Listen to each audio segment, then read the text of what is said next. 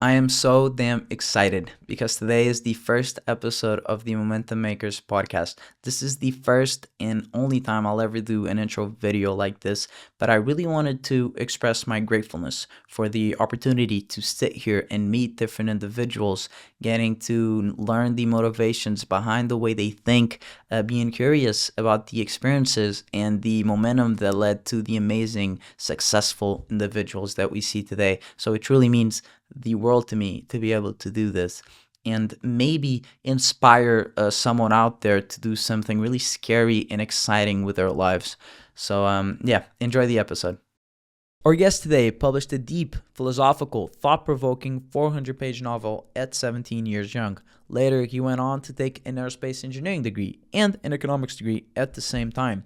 Today, at the young age of 26 years old, he is the co-founder of Baboon Technologies, the creator of Systematic Value Investing, a fund that takes the challenge to consistently outperform the S&P 500. He is also a professor, runs a successful YouTube channel, and a finance community.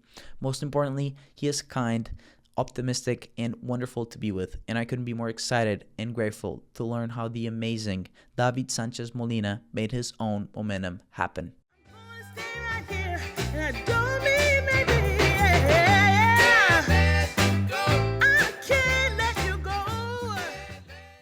David, thank you so much for being here. It's an honor and a privilege to get to know you over a conversation. So thank you so much. No, it's my pleasure. Thank you. So, okay, I wanted to get into your childhood. So you grew up here in Barcelona. Yes, I think that right now I can say that I'm one of the few Barcelona people that is living in Barcelona, but actually was born in Barcelona. Nowadays, I think that the statistics is more or less like half of the people are from outside Spain, and only 1/4 is born and raised in Barcelona. Half of the people outside? So it's only 25% of population in Barcelona actually were born in Barcelona. Oh, really? Yeah, it's nuts. Because the people who are born here, do they leave or do they go like outside of the city? No, I think that it's mostly foreigners coming. For me, it's not a problem. This is a debate, no? Yeah. But I think that the attractiveness of Barcelona is such that everybody wants to come here. Yeah. And just the statistic is so messed up. Right now, I think that it's easier to listen to English in Barcelona and other languages than Spanish and obviously Catalan, no? Yeah, Catalan is hard. But totally born and raised. I was born in Esplugas de Llobregat, which is a small... Well, it's not a town. In fact, it's a city. It has 50,000 citizens, but it's just at the first town when you leave Barcelona to the west direction. Okay, cool. And how was that? Like, what kind of hobbies were you into?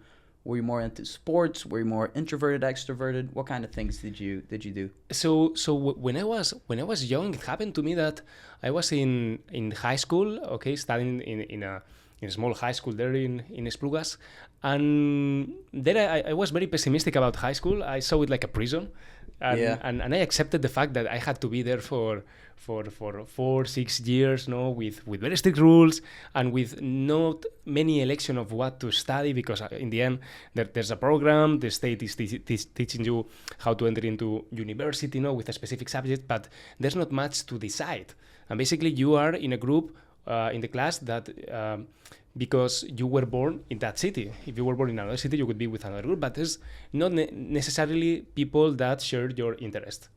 So what happened to me is that once I accepted that, I said, all right, let's make it worth, no, and use this time to something useful, no. So all my life I've been doing individual sports. That's also one of my problems. I normally did tennis. Yeah. So I was playing tennis since I was 9 years old, and I think that the sport you play also defines how then you work professionally. For instance, I have my own company with other 4 co-founders, but the thing is, maybe if I joined football, I would be working in a big corporation, in a big team. Yeah. No? Tennis makes you very independent, no? So when I was child, I was the only one in the match, and I had to defend the victory by myself, no? So that always forged my, let's say, independence. Yeah. In some sense. So I used to do tennis, and when I was 16, I don't know why I did it. Maybe I was experimenting, no, like people when you are in your 16s. But I started to play the flute. Oh, really? Yeah. But I don't know. I saw a video in YouTube about a woman just playing a song of one of my favorite cinema directors, Joe Hisaishi. Yeah. Well, Miyazaki, no? Miyazaki and Joe Hisaishi is the composer, but she was playing the flute, and it was so beautiful that I decided, why can I not play the flute myself? And I joined an orchestra. We did some, Oh, really? It was flute number So one in the serious flute number one. Yeah. The problem when you are the flute is that it's very hard to not get noticed. So if you play bad, everybody notices. But it's like being the trumpet in the orchestra. Maybe if you are a viola, no, I don't know how to call that in English, or maybe you are like third violin, you can just fake it and nobody notices. Okay. If you are the flute, you cannot fake it. And normally you have solos in the orchestra. Oh, shoot. So when you have a solo, if you screw it up, the flute resonates in all the room, no? So it's hard, yeah. And basically, one of the hobbies that has been with me since I was little was reading. And I read a lot of novels. I like novels, and always I like to have a novel. But self-development entered into my life like very young. Okay, like maybe cool. with the age of 14 years, I was already reading about the classics. For example, Tony Robbins. Really, no? 14?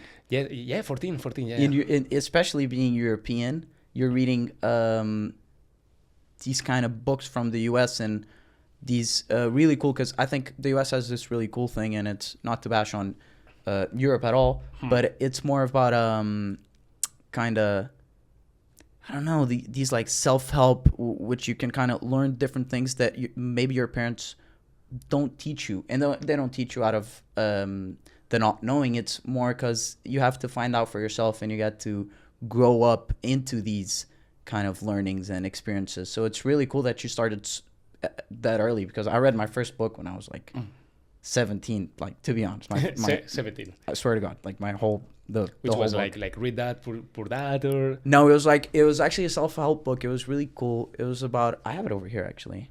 It was because I get stuck in my head a lot, so it's right. It's don't believe everything you think. It's really, really nice. Maybe I think it's similar to The Power of Now. I don't know if you have heard of Eckhart wrote Tolle. It's an author that talks about spiritualism and talks about the fact that the ego is always trying to, not to sabotage you, it's trying to protect your own sense of personality, but sometimes this is bad in order to have just a stable mental health. So yeah, I think the concept is kind of similar to the one you are describing. I haven't read your book, but The Power of Now for me was one of the most important books I've Cool. read. Is that totally. the number one, you think? Yeah. So the thing that, well, I'm gonna say it. The thing that drove me into self-development at a very young age was hypnosis, natural language processing. Oh wow! Yeah. When you're 14, everything goes around flirting with girls. And I just wanted to get some tools. Yeah. And the thing is, when you start reading these books, it's like there are like regions inside the self-development world. So, for instance, maybe you start at I don't know, like flirting, no? So there are some books just for flirting, but then you move to natural PNL, no, or NLP, sorry, which is everything regarding the subconscious mind and how to speak to yourself and how to speak to others, no, in order to influence decision making. And when you start moving around, then you start listening about other authors, no, like networking. No? Then networking arises, and there's a book that is called Never Eat Alone, for instance. It's one of my favorite books about networking. And then you end up in productivity. Yeah. And you more or less you start jumping field to field, no, and spreading around the world of soft skills, no? Yeah. Let's say so. Yeah, this is what happened to me. I started with the wrong reasons, maybe, well, or maybe not. Who knows? But then I started moving to productivity and all that at a very young age. Yeah. I think that's a great reason. So more or less, when I was like 18, the classicals of self-development, I have already read all of them. The 7 Habits, Think Fast, Think Slow, for instance, or The Power of Now. Yeah, okay. Yeah, and all of those. That's interesting because I've never heard someone that started with self-help books that young. So I think it really translates into what, because you've done so many things at such a young age, and that's what I want to get into too. So you, while you're in high school, you're reading a bunch of books how to flirt with girls and do a kind of things of self-help, which I respect. I wish I knew about the books. Also for me, I get very anxious with the fact that, because as an investor, I normally like to diversify. But in life, there's one thing you cannot diversify. women? Your wife. Oh my God! Yeah. I mean, there are some cultures that try, okay, but we are not in this culture. Unfortunately, or not. No, we can debate that. No, but the thing is that you cannot diversify your wife, so it's a very important decision. Yeah. So the thing is, if you know that you can just pick one, no, and you accept that maybe divorce can give you 2 or 3 trials, no, more or less. But it's a very important decision, and I was like already like nervous about this. Like, whoa, if I want to get the perfect girl, I have to be the perfect boy also. Okay, yeah, you have to work on yourself before you. I would be super unlucky if I found the perfect woman, but then this perfect woman was looking for the perfect man, no, and I wasn't the perfect man. Yeah. Okay, yeah. Oh, that's interesting. Yeah, that scares me a lot too, because a lot of people that have done really good things in life, most of them have done it with a partner. So everything is, everything is done with a partnership, with a team of people, and everything happens because a lot of people work together to make something happen. Even if it is an individual sport, there's a lot of people involved in it. And especially with a wife, it's like, I imagine the help that can be if you can get home and you have someone to be there with you, and you can, both of you can go in this journey. Exactly. There's a friend of mine that has a theory. It's called the productive monogamous theory. Okay. Which basically states that when you have this part of your life under control, it's easier to get into work when you know you have your partner already covering your back. No? It gives you more confidence. Yes. And also lets you focus more on work and not get distracted. Okay. So well, this is one of the... Another self-help technique. Tell me. It's another self-help technique. Well, it's a fact that in the end your attention gets diversified, and there are different areas. It's like writing the book, planting the tree. There are things that you have to do in life, and this is one. And once you have finally closed this chapter of your life, you can focus on job, for instance, or other parts of your life. Nice. Yeah, I agree. I am interested because.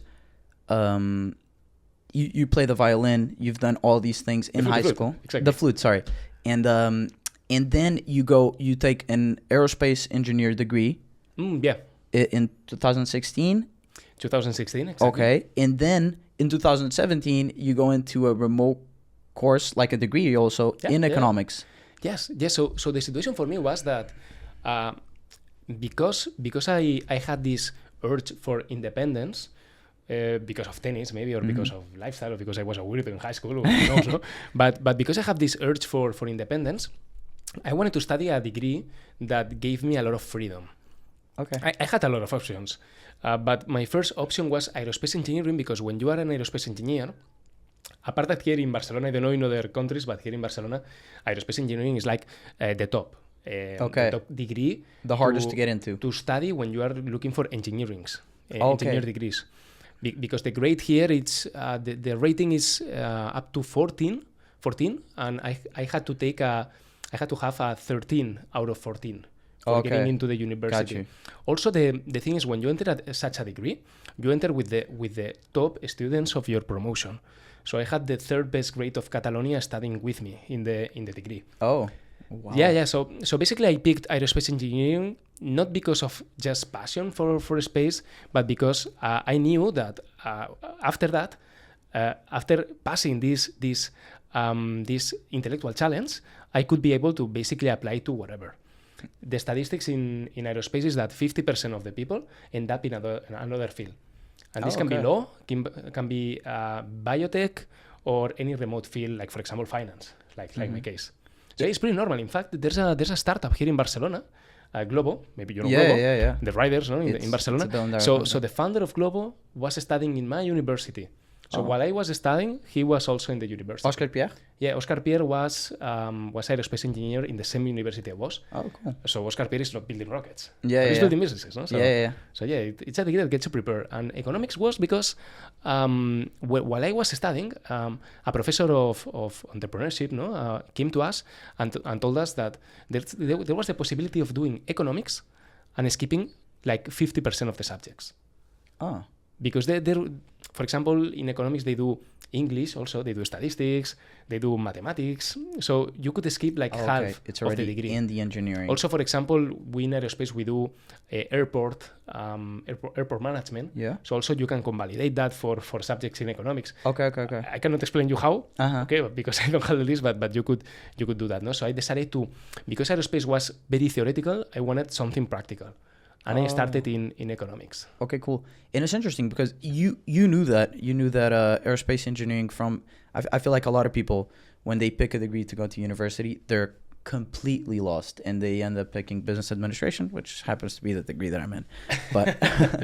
But it is really cool that you already knew it, kind of, not exactly, but you knew that this degree was going to lead you to, you still didn't know, so you're kind of lost still. You didn't know where it was going to lead you, but it was going to lead you somewhere that it was interesting and it was hard to do, and it will eventually lead you to better opportunities than just going with exactly. the For crowd. instance, I could have taken medicine, but medicine for me, when you enter into medicine, you must be convinced already. You must love because it.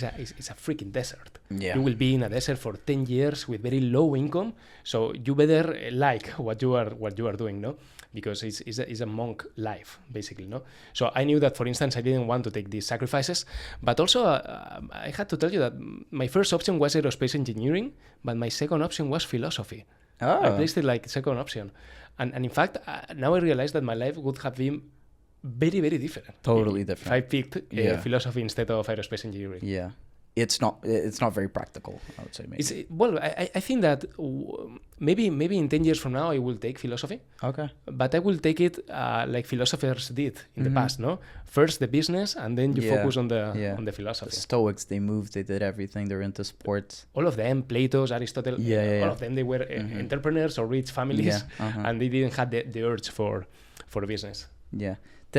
You mentioned philosophy, and one of the things, you're already doing 2 degrees in university, right? And then you publish a really thought-provoking, deep novel that 400 pages that really requires some introspective type of work and really being focused, because writing 400 pages is insane. And you were how old were you at that time? So I was 17 when I published the book. My goodness. Okay. 17. So the story behind the book is that when you end high school here in Spain, you need to do let's say like a project. And the project I picked was to study the philosophy underneath the film Matrix. Oh, okay, Keanu Reeves. So Matrix, there are a lot of references to the myth of the cavern of Plato's, or the cave of Plato's, and also about a lot of references to spirituality, to Buddhism, about surpassing this reality and just escaping from the samsara spiral, no, and into nirvana, no. Let's say. So there are a lot of philosophical references, and it was a good excuse just to revise all this content. Also, I was interested in all these societies, secret societies, no, that also have been storing this knowledge, no, about these things, no, like Masonry, no, and these entities. And the thing is, my professor told me, David, you need to do something practical. The other students decided to do a playing with paper, so they can do something practical. What can you do practical? No? And just thinking about it, I wanted to write a book, and I said, let's write a novel and just explore all the different theories I have learned, learning about manipulation of masses, mass control, no, and different realities. Let's just apply it to a novel to just explore an hypothetical case. Yeah. So in the book, I only read the back page because I'm sorry, I didn't buy it. But it was 400 pages. I'm sorry. I'm a slow reader. I'm no horrible. No trouble at all. But it was interesting to learn a little bit about it. And so it's about a boy named Carlos who grew up in a very, I would say very, like, nothing happens society, right? So it's very monotonous. There's not a lot of things happening. Doesn't seem that no one's very ambitious, I would say, maybe. And then he falls in love. So this comes the novel part. And this love is not correspondent, no? Correspondent, yeah. And then you get into the dystopian. He gets into this organization, gets invited. And I'm just interesting. While you're writing the book, was this maybe an over-exaggerated form of expressing your emotions at the time? So maybe the place that you're that was around you was very like in the book. Is that it? So regarding the book, what I wanted to explore is this idea. There are a lot of intellectual movements that basically they are planning to take the best from society and start a new civilization from the brightest minds, no? Okay. So what the book explores is why we shouldn't do that. And, nice. And Carlos enters into this society, and there are different reasons. Maybe we could say close to a kind of Masonry, but they adore other gods. They adore. I chose Ra as God, and everything goes around light in this society, and basically the last meaning about the final message of the book is an European message, we could say, no, about fraternity and about why we shouldn't just pick the best and start from scratch, no. And he's looking about this sector that is trying just to clean up half of the society for the better good. And the way of doing that is not to kill half of the society, is to basically make them kill themselves. Oh my God. Okay. By basically manipulating media, the food you drink, the food you take, no, the drinks, the habits, the religion, etc. No. Okay, so all making that I don't know. There are a lot of sectors in the States. There's one, I don't remember the name of the sector, but basically 500 people got killed simultaneously because the leader of the sector just ordered it. And this was accepted in the group, no? So I was exploring this hypothetical scenario of what about if we just make that not just have 500 people, but 7 billion people. Yeah, 7 billion. 7 billion people. Okay, so that's super interesting because, of course, people that are listening or maybe that read the book, they'll think that that's so over-exaggerated and that never happens in real life. But then sometimes you kind of see in the news that, okay, maybe... Yeah, then you see Germany in the 90s, then you see, I don't know, like also Russia in the 50s. Yeah, you These start... things can happen, yeah. It scares you a little, but then there's so much information that comes at you that you just forget. But then a lot of people say that some people call them conspiracy theories, but a lot of them have been proven right. And I think it's cool because we've entered into a point that everyone's more aware of the things that are going on, and everyone cares a lot more, and they don't just trust everyone. Yeah, but it's very interesting to see objectively the Overton window. I don't know if you know the Overton window. No, I don't. The Overton window is whatever is accepted to be spoken out in a society. There's like a picture, no, like a limit of what you can say freely without being judged in a society. Okay. This Overton window, it's being moved around from time to time. For instance, right now I'm listening to things that 5 years ago were not acceptable at all. Yeah. For example, regarding immigration. I don't know what the hell is going on these last 2 years, but right now, I don't know, in Europe there are a lot of movements against brown people. Yeah. Like a huge generalization. All right, maybe we have a delinquency problem in Barcelona with like 80% of them are immigrants, but you're talking about a minority in comparison with the whole population. So I'm worried about that because this Overton window is being moved around. Yeah. And right now, this is acceptable. For example, this week we had... I told you before that I didn't want to make it political, and I'm making it political, sorry. It's not political. It's just... Yeah, exactly. You know, it's just sociological. No? Exactly, yeah. For example, right now, I think in Manchester, there were people just attacking synagogues in Manchester. And I was listening to the news today, and I thought to myself, when the hell did we go to 1926 before everything started? No, are we repeating this again? Seriously? So no, the Overton window is moving around, and it's pretty important just to be conscious that what is accepted can be changed. Yeah. Human rights, for instance, human rights are being accepted right now because we started with that in the 20th century. Yeah. But 200-300 years ago, it was acceptable to have slaves. And the windows gets moving, and you need to be vigilant, no? If because these things move very fast, and when you want to react, there's no escape at all. Yeah, that scares me, especially because one of the things that I think makes us, like all of us, of course, I'm a kid, I don't know anything, but one of the things that I noticed in my daily life, and it's really cool because the school that we're in is 90-something% people from different countries. So you get to experience a bunch of cultures, a bunch of different personalities, a bunch of people that grew up in places that you can never imagine. You can never put yourself there. And I think that's the most wonderful thing, because each one of these people, they have their own little quirks, their own little jokes, things that make them different. And those differences are what makes us special. And that's the only competitive advantage that we really have in our life. And it's the that we're different, that we're not all the same. And I think it's scary when you go into university and you go into your first job, maybe. I'm not speaking from experience, but that everyone kind of is the same, and you get kind of, I don't know, you don't want to show too much of yourself, and you can't really act goofy or be a fool or trying to just express your mind. And that scares me a lot, because I don't want to go into a job that I can't be goofy, or I can't act a fool sometimes, because I think that's what makes me me in my own way, and that's what makes other people different in their own way. And I think that's really, really amazing. Also, another cool thing about the kind of university you went, no, about EADA, is that because you have 97% people from outside Spain, there's cultural shock in class. Also, as a professor, I see it. I noticed that mostly when a new course starts, there are like ghettos, let's say, no? Yeah. So there's always the French ghetto. Yeah. I don't know what happens, but in every promotion, I see that the French people just gather around and they do their own ghetto, and they don't socialize with other people normally, no? But it makes sense, right? You would blend in.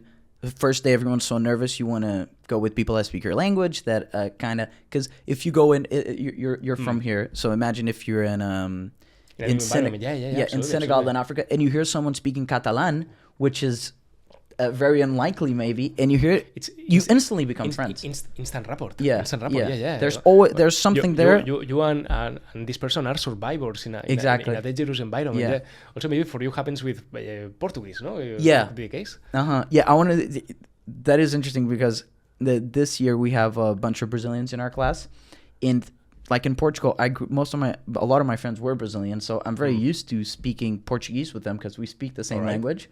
But there's been a cultural shock, because some of the Brazilians that are in my class are from a region that their Brazilian accent is much different than the one I'm used to, and they can't understand me sometimes. So I have to speak very slowly, and I have to kind of adapt my accent. And that's the first time, and that happened with my own language. So that's just emphasizes how like different we all are, and that's why speaking English and having a common language for everyone is the coolest thing, right? Absolutely. No, totally agree. Yeah. In my case, in my university, everybody was Spanish, Catalan, precisely, no. So I didn't have this opportunity of having international interaction, no. But in my case, I had this opportunity when I went to do my Erasmus, let's say. I did it in the States, in United Colorado. States. In Colorado, exactly. Yes. So what happened to me at that point is that I had a good friend that has been sponsored. I don't know how to call that in English. Sponsored to go to Colorado by a scholarship. A scholarship, exactly, from a foundation here in Barcelona that picks. It's an excellent.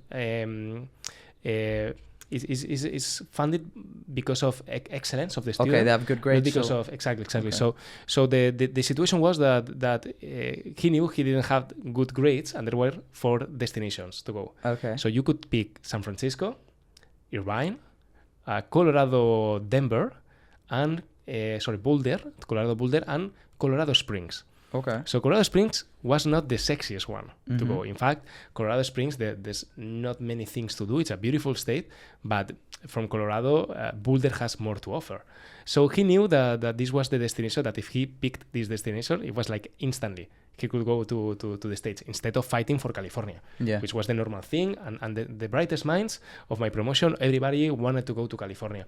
So in my case, I did the same. I just applied to what I did also to improve my chances to get this excellence sponsorship was I first talked to professors of the university and went department by department saying which projects are you into and where do you need help. Okay. So I found one professor that was into fluid mechanics and was doing a job of basically computer fluid dynamics. and he wanted help using machine learning, in specifically reinforcement learning, which is a specific type of machine learning made for. It's like training a model of machine learning by trial and error playing a game, and you give rewards and punishments if you get the goal. No? So the job was to have a zebrafish. It's a type of fish that it's very easy to modulate in a computer. Okay. And the goal of this project was to learn by itself the movement the fish had to do in order to improve acceleration and improve velocity automatically. Okay. So this was the goal. So first I got the recommendation letter from the professor, and then I applied to the excellence sponsor. And when I got the by doing that, it's very different when you want to apply to this to these opportunities, and you are fighting with people with better grades. Having these things, like I have already the professor, I know the job I have to do, and this professor wants me specifically. I think is the best way to get to these opportunities, because normal people, they don't do that. Yeah. And if you do that, and also you apply to the worst destination, there are a lot of chances. And it was amazing because I came back from the States with more money than I had before. You worked there? Because we got paid like it was like at the school. 2K. Yeah, well, they paid us for renting a place, for the food, and for studying. 2K per month. Wow. I didn't know what to do with 2K. That's why I came back with more money. My goodness, yeah. If you get out of university and you make 2K in Portugal, you're rich. Exactly. You're living life, in the States, you don't do much things. But Yeah. But that's cool. Yeah, you instantly made a way for you to stand out, because that's... I think a recruiter takes about 6 seconds. I think that's the average to look at a resume when they're looking for people to hire. And I mean, you have a company, so what's your process? Like, what makes all these students that you probably look at stand out? What are the little things? Yeah, so in my case, the company is pretty small. So we have like 10 employees. So normally when you have a small company, what you're looking is not people specialized in one thing. It's people that has the ability of just not bothering you with things. Okay. So what I'm looking the most is to have these people that has just this impulsive need of solving things. No matter what, and they don't care if they have to learn a new programming language or learn a new software, and they just do it. Okay. These autonomous people. So for me, this is the most important one, to know that I have a person that maybe is not the best in what I will request him to do, but I know that has the tools in order to solve it. And nowadays, I think that the worst and the best thing of ChatGPT and all these new tools we have in the corporation is that the job of a junior has been destroyed. Right now, in the future, at least in tech companies, there's no place for juniors. I would say there's place for interns, and you must be an intern for a long time until you become senior. But this middle scale, the thing is, there's no need for these jobs nowadays. So if you are willing to you need to become a senior. There's no other way right now. And sadly, I have to admit that in software companies like us, because I learned coding before ChatGPT, it was easier to learn coding before ChatGPT. Right now, I think there's few people that know how to code from scratch without any help. Oh, without any help, okay. There's a lot of flow coding, right? So people code with AI. Yeah, but that's the new wave. Yeah, or Vibe coding, no? Vibe coding, I think. Vibe coding, yeah, sorry. Yeah, because when you don't use software architecture, for instance, you don't know patterns, you know how to initialize a class, it's very hard to optimize algorithms if you don't have all this knowledge. It's true that also these models, these LLM models, optimize things for you, but sometimes they mess it up. They totally mess it up. There's like a random percentage of times that these models will do something crazy. So that's why for a productive environment, it's very, very dangerous to have a junior do Vibe coding. Yeah. And since your company has started, so you started in 2021?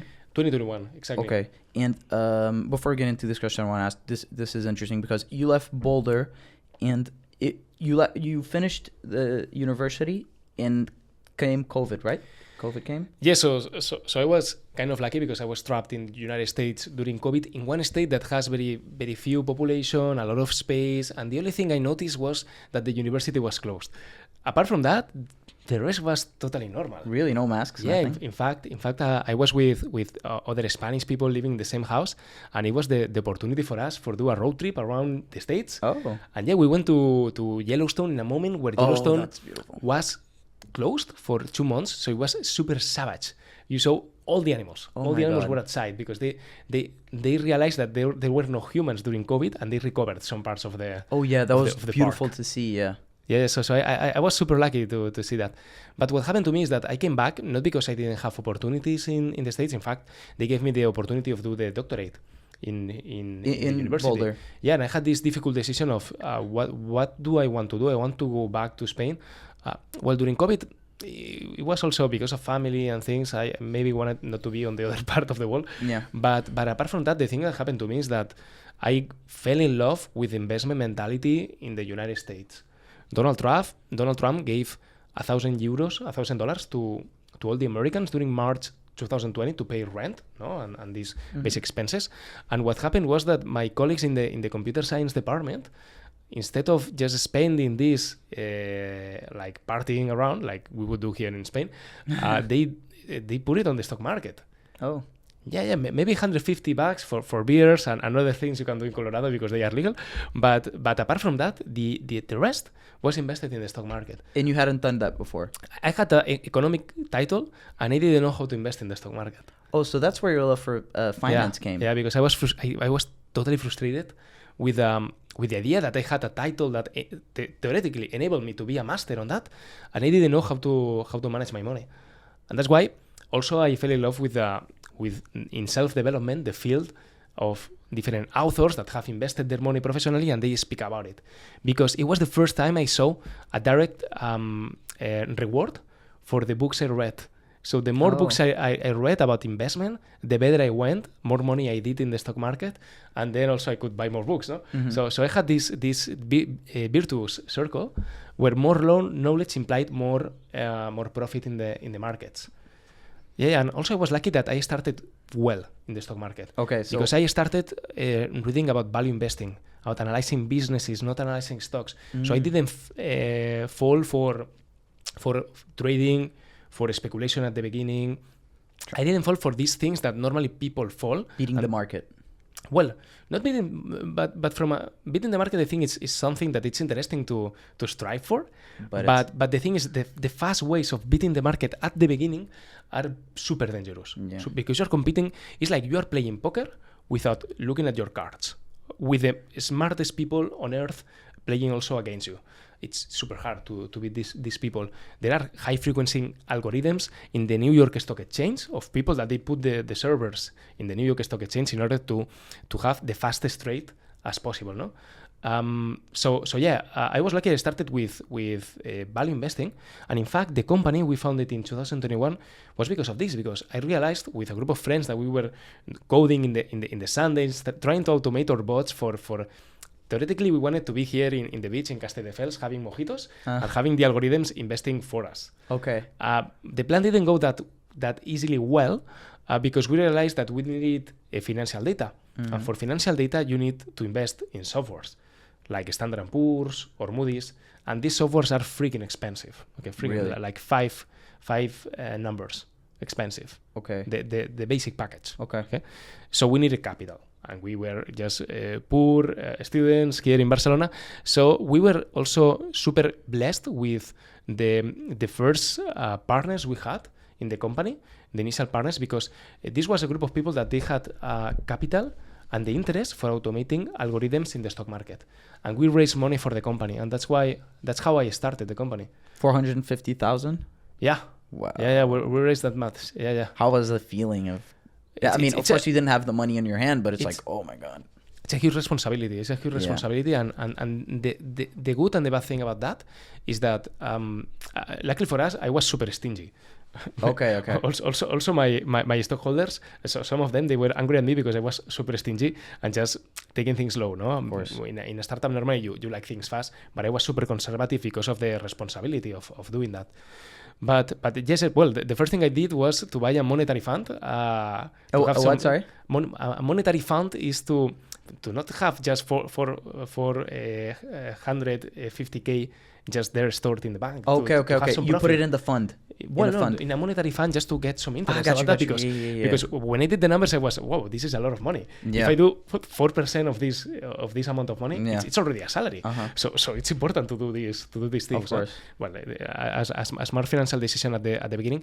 No, but when we funded the company, we did that first round of 170k, and with this first round, the only goal for us was with very low salaries. I was like with the minimum salary in Spain, to have a minimum viable product.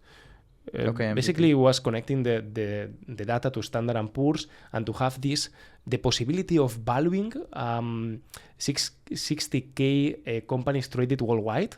Okay. All the companies the same day. Oh. So to have this power, it was a huge big data project. Oh, nice. Regarding that. So yeah, basically we managed to get the structure at the beginning, and also we did some trials. We tried speculation. Speculation didn't go that well. It was always hard because when you saw a pattern, then the pattern was destroyed. In the end of weeks, for instance, we invested in exploratory mining companies at the beginning, and you could think that when a news arises and the news is that, hey, there's a new hole in this mine and we are going to make a lot of gold because in this hole there's a lot of gold. Maybe you thought that the good strategy was to buy this stock at that point, no, with an automated bot, but this was wrong. The good strategy was to go short on this stock and just bet against, because a lot of smart people has entered before you and they are already selling, so the price is falling. Yeah. Well, I can tell you a lot of examples like this, but the speculation was freaking hard, and everything was easy. Was way easier when we introduced value investing into the equation. And then in 2023, we did the second round because we knew, all right, we want to do the best financial product ever. What is the most sold financial product? What do you think is? SP500. SP500. So we wanted to beat the SP500 with our fund. And all the technology was put into making a subselection of 30 companies that were able to beat systematically the SP500. Which we call systematic value investing. This is the name of my channel, my YouTube channel, the name of the fund, and basically the name of is the brand of anything I do financially. You created that fund, so that's your... Yeah, exactly. Cool. So the fund is small. We have 1 million euros. We created that like one year ago. When you start a fund, if you don't have like good godfathers, it's hard to raise money, and you need to demonstrate. There's a lot of demonstration in the end. You're selling trust. This is your product. Yeah. And selling trust is not easy. I mean, people are putting their savings. Saving 50k is not easy for people. Oh, no. So yeah, they are putting a lot of trust in your product, no? That's what the networking comes, right? Because in business, I don't know, a lot of companies have 4 co-founders, right? So some people are more technical, some people are more focused on operations and stuff like that, and others are more business people in the sense of you have to go out and talk to people, because in the end, what makes money are people with people and deals and stuff like that. So how much of a thing is networking in your company? So I would tell you that the most important part of the business, I realized it like after 3 years of doing business. You can have the best technology, the best investment strategy, and you can be beating the market, that this is not guarantee of closing clients. Yeah. Because for anything we do, because in the company we have also a division that we do AI for just automating some processes inside national companies of internal processes, no? Because we have the expertise for doing that. But with everything, the most important part I think is selling. Selling is super important. I mean, the product must be good, because you cannot, I mean, you can sell smoke, of course, because always there's people that want to buy smoke. Yeah. Okay, so there are the two sides. But if you want to get serious about it, your product must be excellent. But once it's excellent, it's no guarantee of success. until you develop a selling strategy. Exactly. So selling is super, super important. And also I think the concept we started talking about diversification is this idea that we know that there's going to be a ratio somehow, okay? A ratio of people that will buy your product. We still don't know which is this ratio. Maybe it's 3% of the people. Maybe it's 30%. We don't know. But if you just talk to 5 people, basically you're not putting the statistics, the odds in your favor. Yeah. So you need to prospect as many people as it depends on the product, no, but you need to prospect as much as you can in order to find your ratio. And it's super important. So when you get rejected, it's not because of you, it's because there's a ratio of people that will have the need at that point exactly for what you have. And yeah, it's and these selling abilities, I don't know in the degree, but I think that normally we don't get this knowledge from university because there are two abilities. I think it's very hard to study them. One is entrepreneurship, and the other one is selling. That you touch on a really good point there. And also investment. Investment, yes. And basically these three that I mentioned are the ones that make you the richest person. Yeah. Because if you look at rich people, normally, or maybe they build an asset, or they invest in assets, or they are commissionist, or they have a selling strategy, so they increase with proportional with the revenue they give to companies. I think that these are the three ways. There are no more. Oh, that's interesting, yeah. And we don't get this in university.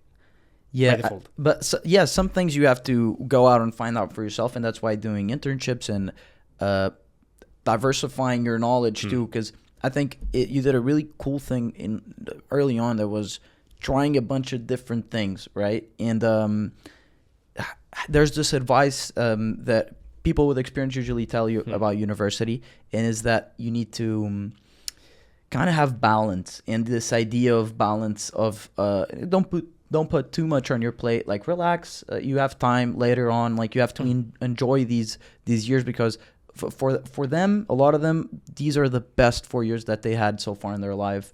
And they do jobs that they really need to do because they need the money and to kind of provide for their families and have a life that they want to have. But again, the job is just not fulfilling. That scares the living hell out of me. Like, what kind of job am I going to have in the future? But what are your thoughts on balance and the idea that this advice that, hey, easy, don't try and do too much, have balance, that's important, because then you'll just burn out or it won't work. It goes again with the idea of diversification, because when I was in aerospace engineering, I could just focus on aerospace engineering, or what I did was to join the students club, to go on parties. I was also volunteering here in Barcelona. We had an organization where once every Thursday we gave supper to homeless people, with the goal of understanding their situation, trying to become friends with them, and then trying to take them out from the streets. If we found the opportunity. We did it. We have like one success case for every 10 people we met. Yeah, but one success case, it's a lot, no? But these things, for instance, what these abilities gave me was all this soft skills part that I didn't find in the degree. But it's super important, because you can have this debate of I can have 10s out of 10s in the degree, or I can have a 7 out of 10 or an 8 out of 10, but have experience in life, know how to talk to people, know how to understand homeless situations, no, and try to get the psychology underneath that. I would always pick the second one, but I understand there's people that likes to concentrate on just one field. Also, is the thing of entrepreneurs in general. It's like when an ant is born, has to pick between being a worker or being a fighter, no? So I think in some sense in our society also they make us pick between generalistic or specialist. In my case, I like generalistic, and I feel very comfortable being an entrepreneur because of these generalized skills. I could be speaking in a podcast, I could be giving a lesson, I could be talking to a client, or just coding. No, I feel very comfortable being this humanistic profile, not about a lot of things, but not specialized in anything. No, and I think that the future is for specialist. For generalistic. Okay, yeah. Because right now what we are experiencing with AI basically is destroying some specialization. So yeah, I would encourage to diversify, because when you diversify, and this goes with everything in life. Also, for instance, do not concentrate only in your girlfriend or your boyfriend. Keep the friends group. It's important. It's super important. It's a source of happiness. Also, when you focus on your job, don't focus only everything on one thing. Maybe explore having a podcast and see how it goes, no? Or maybe explore just opening your online business on the weekends. This always gets you out of danger if by somehow you end up without your work because of AI disruption, no? Let's say. Yeah, those things give you, I think, a reason to wake up in the morning, right? To give you a purpose, because a lot of jobs and a lot of things that we have in our day-to-day, they're like, life is hard. Of course, it's harder for some people, but life in general, it's not easy. There's challenges that are going to come up. But if you have like this, so it's not putting something easier in your plate, but it's doing something even harder, that like you wake up and you're like, oh my God, like I better get to work. I have to do this. And then I know it, like you have this momentum going and you're doing a bunch of things, and you can look back on your day and be like, okay, I had a productive day. I don't know how this happened, but I was working towards something. It felt really nice, and I might keep doing it. And I think you can have a job and you can do something on the side, but that is so cool, and I think it's really important. Also, another of the tricks, I think, is looking at things very locally. For example, there's a tennis player, I don't remember the name. It was from Switzerland. Maybe you can help me. Oh, Roger Federer? Exactly, Roger Federer has an speech talking to university graduates, telling that he always, what he did during matches was just focusing on the next point. So you have all your attention just on the next point. You don't have your mind on if you're going to win the match or not, or the last point that you just missed ridiculously during the match. No, so always focus locally, because life is local moments. Present is today. Gotcha. So for instance, I like to organize my days with that in mind. Okay. So for me to have a complete day, what do we have to have? I have a recipe for myself.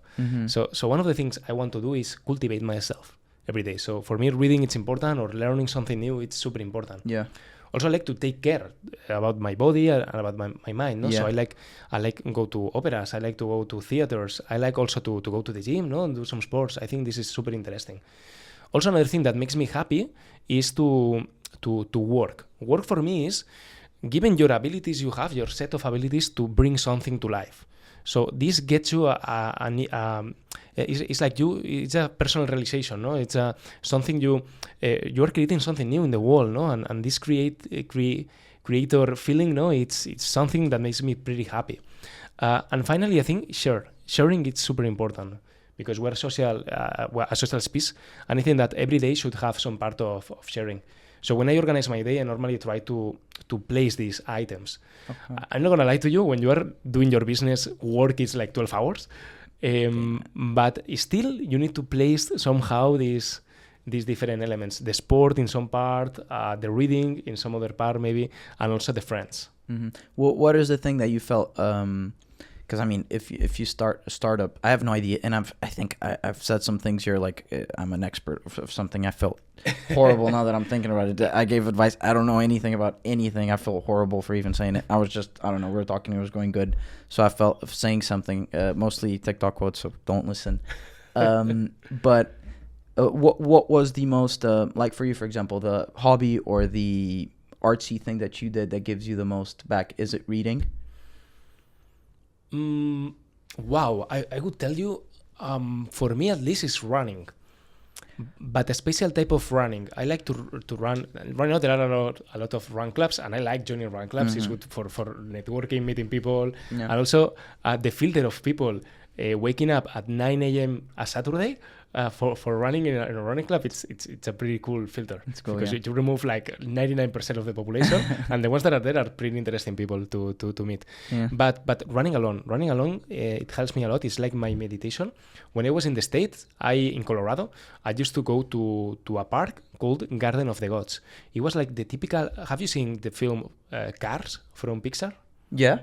So Okay. this environment, it was like running through the Cars movie, Beautiful. and I like it just to go in the mornings to run and see the animals, the fauna in the States. It's amazing. It's amazing, and just losing my mind and entering into flow.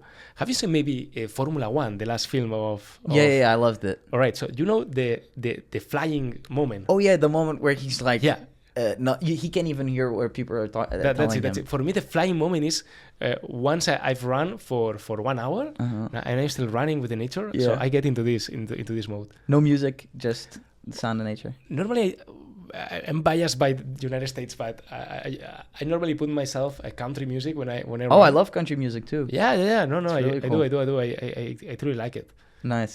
Yeah, always on running, or do you listen to it all the time? It's always when I run, I normally Okay. podcasts. I'd rather be concentrated. There's people that put podcasts when they are When running. running, yeah. I'd rather not do that. Okay. I'd rather when I'm listening to a podcast, I like to see the people and just to think about the ideas, and not be focused on if I stepped on something Yeah. or I fall. No. That thing that you talked about, it was so cool to see. I think the movie did a great job of showing it too. Because I felt that running too. I had never felt that before, I don't think. So even sometimes, like, studying usually isn't that good, but sometimes when you start studying something, I feel like I start getting into a flow of things too. It's not at a level as I think Brad Pitt was in the movie or someone running, but different activities, I feel like your mind just leaves, you know? Exactly. It's not there. It's so cool. Everything is just gone. And it's really cool. There's a self-development book called Flow. Okay. And explore this. The idea that happiness is not something, it's not a purpose per se. Happiness is this flowing feeling that the challenge you are facing and your ability get aligned, and you start just floating with the challenge. Okay. This happens to us whenever you lose the measurement of time. It's because you are flowing in an activity. So, for instance, at the beginning, when you're playing tennis, let's say, you are just flowing if you get the ball to pass the net, no? Yeah. So it gets to a point where this bores you because your ability it's increasing and the challenge is the same, no? Yeah. So if you manage to build your work environment in a way you can always flow, it's very easy to just be happy in this state. Okay, got This you. flowing state. So, do you think happiness is something that you chase? Like, imagine I wake up every day and I'm like, okay, today I want to be happy. That sounds almost impossible. Or is it you have to do some other things to get to that happiness that doesn't, when you think about it, it doesn't lead directly to happiness, but somehow subconsciously that's what you feel. What do you think? I would say that happiness is a very complex feeling because it's like a cat. Whenever you have it around you, it gets you warm. But you cannot make the cat be with you, so it's gonna leave at some point, no? And because it has this nature that comes and goes, you cannot depend on happiness. I think you can depend on satisfaction, on being satisfied about your situation, and basically, I think that one of the ways of having a good life, let's say, it's experiencing a lot. I think that most people that think that they had a good life is people that took all the experiences and have as few regrets as possible. And this is a very interesting idea because minimizing regrets, no, as a way of getting into happiness. Did you ever have times where, of course, you're trying to feel satisfied with your day, but sometimes like you're just going through a period where you just feel anxious, you feel sad, and you don't really feel satisfied. Did you ever have that, especially like because I don't know, but this is just for me thinking that when you start a company, everything in the beginning is really cool, really exciting, you feel enthusiastic, but then does it get to a point where you feel maybe I don't love this as much as I did before, like for a period of time? I'm not saying. Okay. I get the point. It's like the compromise, no, in the company for the long term, because basically you are signing an agreement with a bunch of stockholders that you will take this project and no matter what, no, and you have this they invested on you, no, and yes, you have the feeling of responsibility always is challenging, no, but with the situation you have, it's a matter of trying to be optimistic about it. So when you have any situation in life, it's just realizing that you're not gonna get killed. So in the end, things will work out from one way to another, and accept the fate accept whatever comes, I think is one of the easiest way of being happy. Just accept the worst case scenario, and then everything it's great. So that's your thought process whenever you feel anxious or something's not going your way. Is there any, like, do you just put that in your mind, like you reflect, you sit down and you're like, okay, like I'm not gonna die. This isn't as bad as people are doing much worse than I am. It's practicing like gratefulness, I guess. What you do is you invert the problem.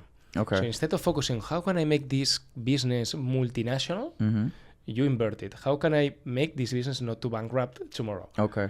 When you start doing this, you start taking some actions like, all right, let's look for a monetary fund because I have my money just waiting there at 0% interest, so let's do something about it. Or, maybe I shouldn't take this investment decision. Let's not take this software. Let's go for a cheaper one. Yeah. So inversion, invert the situation is something pretty interesting because you start taking very, very good decisions, decision making in the problem, and you start avoiding the worst case scenario.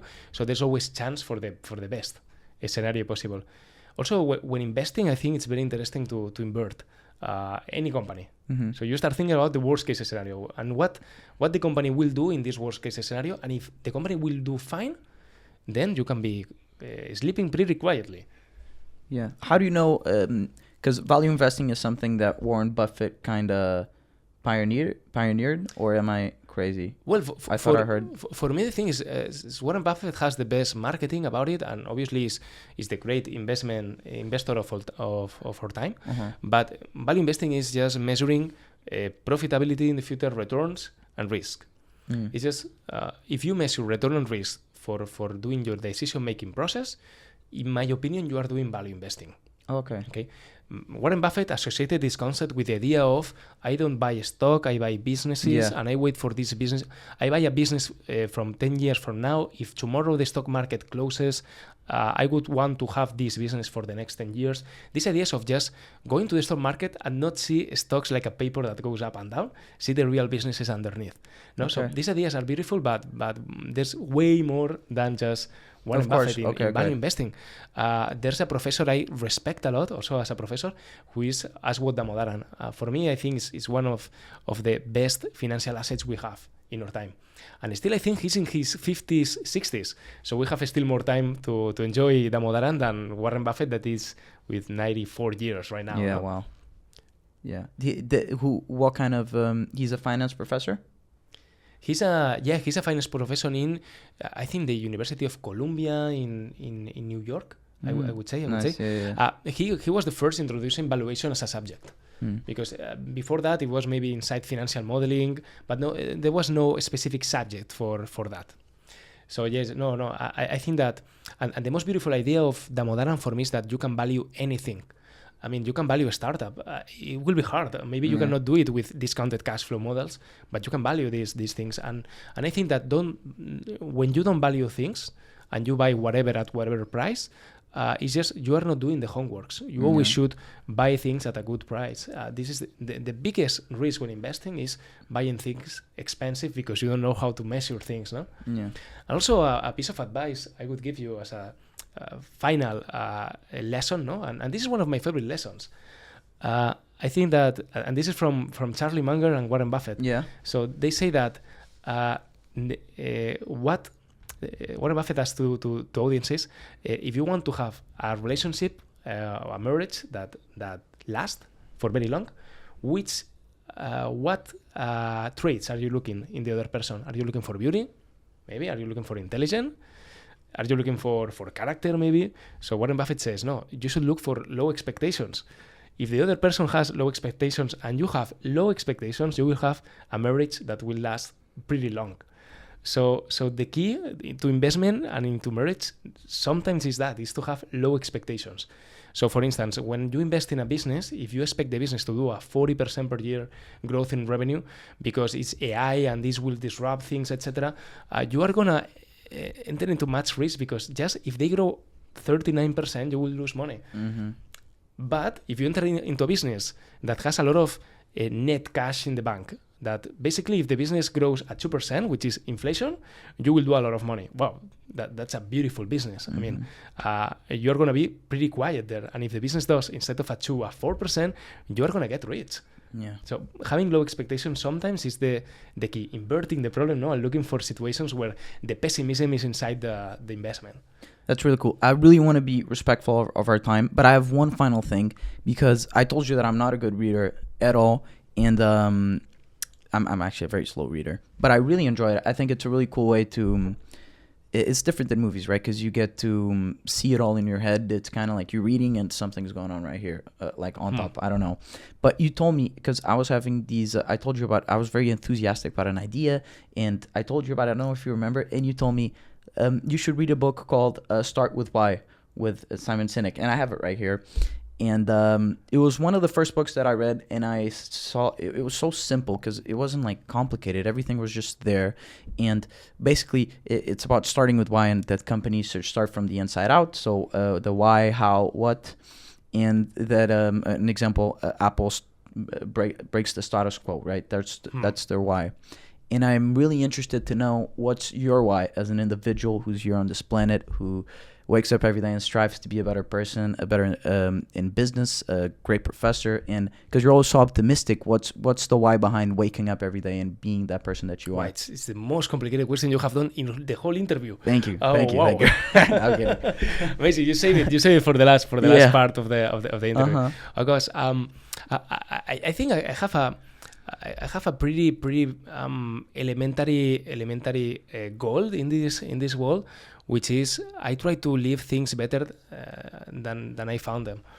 If I manage to do that in all the areas in my life, I think I would have done some good for the future generation. So maybe I'm talking about outside my individual aspirations, no? But I think that as a generational aspiration for me is to have a good long-term relationship with other people, to make them have better lives than if I wasn't there.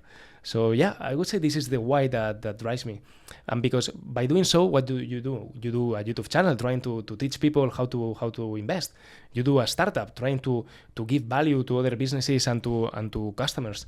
You also want to improve your reading and have a good culture so you can debate ideas and improve the idea mindset of society. No? So yeah, I think this is what is driving me mostly. Awesome. Thank you so much for being here and taking the Thanks, time. Buddy. Thank you. I don't